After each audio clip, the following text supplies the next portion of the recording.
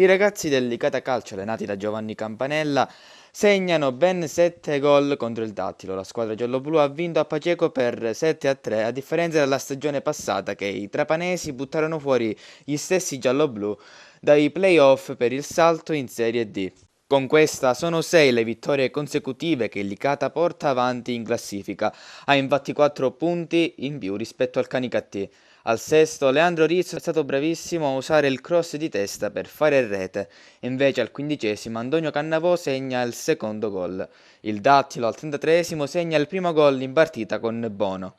Al 46esimo Roberto Convitto conferma la vittoria del Licata con un altro gol formidabile su calcio di punizione. Il primo tempo finisce 3-1 per il Licata. La seconda parte del match inizia con un altro gol per la squadra di Campanella.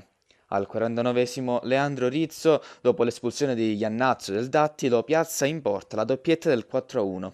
Successivamente, al 92esimo, Antonio Cannavò realizza anche lui la doppietta e infila il 5-1. Ancora al 60esimo, Salvatore Corso con il colpo di testa mette dentro il 6-1. Al 75esimo il Dattilo cerca di riprendersi e insacca il secondo gol con Matera. Poi un'altra doppietta al 78esimo con Salvatore Corso che sigla la rete del 7-3 e al 90esimo Matera conferma definitivamente il 3-7 per la vittoria del Licata.